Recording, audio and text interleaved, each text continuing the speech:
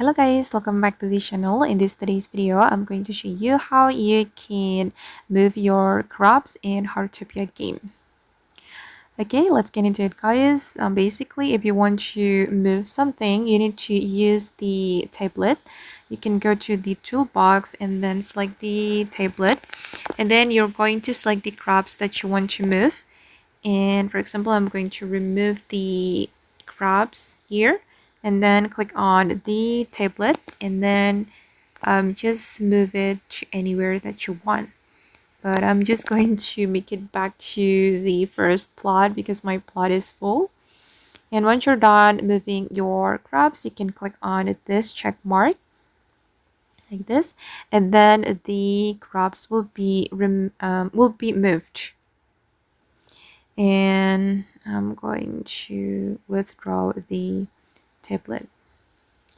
Okay guys, and that's how you can move crops in Heartopia game. I hope this video will be useful for you. Thank you so much for watching and bye.